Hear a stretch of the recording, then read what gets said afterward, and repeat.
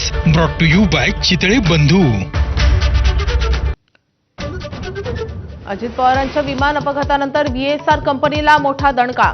VSR व्हेंचर्सच्या 4 लिअरजेट विमानांच्या उड्डाणांना मनाई।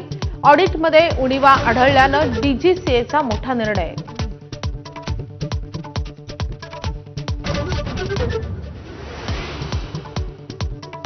मुख्यमंत्र्यांच्या वर्षा निवासस्थानी भाजपच्या कोर कमिटीची रात्री उशिरा बैठक। राज्यसभेच्या उमेदवारीबाबत आणि नव्यानं घोषित करण्यात आलेल्या कार्यकारिणी संदर्भात बैठकीत चर्चा।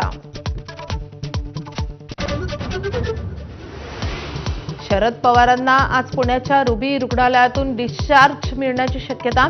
छातीत इन्फेक्शन झाल्यानं सुरू होते उपचार, मात्र आता शरद पवार पूर्ण रिकव्हर, डॉक्टरांची माहिती।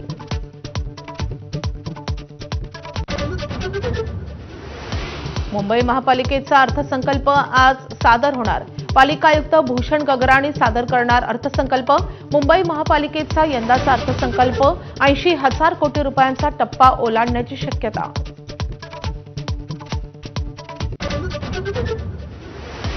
छत्रपती संभाजीनगरच्या सिल्लोड तालुक्यातील अंभई गावात 2 गट आमने-सामने, 15 ते 20 वाहनांची तोडफोड, 15 जण पोलिसांच्या ताब्यात।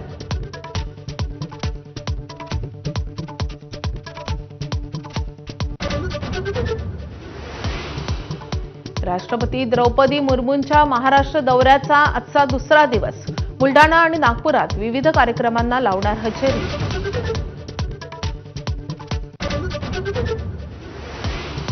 बदलापूर स्त्री बीच विक्री प्रकरणी आणखी एका महिलेला अटक। उल्हासनगरमधील भगवानदास रुग्णालयात सोनोग्राफी विभागात काम करणाऱ्या महिलेवर कारवाई।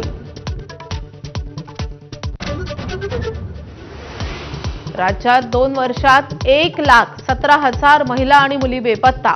80,000 सापडल्या, पण 31,000 महिलांचा अजूनही पत्ता नाही। रोज सरासरी 160 महिला बेपत्ता होत असल्याचं समोर।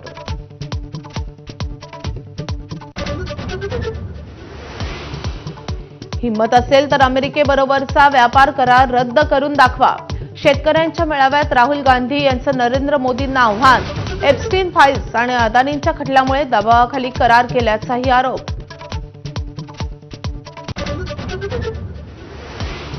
पंतप्रधान नरेंद्र मोदी आज आणि उद्या इस्रायल दौऱ्यावर। मध्य पूर्वेत युद्धाचे ढग दाटलेले असताना मोदींचा इस्रायल दौरा। इराणमध्ये सत्ता बदलाचे वारे वाहताना मोदींच्या इस्रायल दौऱ्याला विशेष महत्त्व।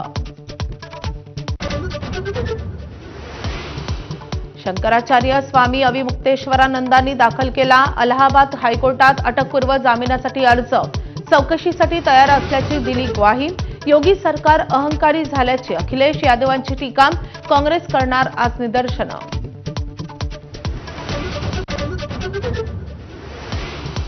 दिल्लीत लॉरेन्स बिश्नोईच्या वकिलाच्या गाडीवर गोळीबार। दुचाकीवरून आलेल्या बदमाशांनी केला गोळीबार। दिल्ली पोलिसांकडून बंदूकबाजांचा कसून शोध।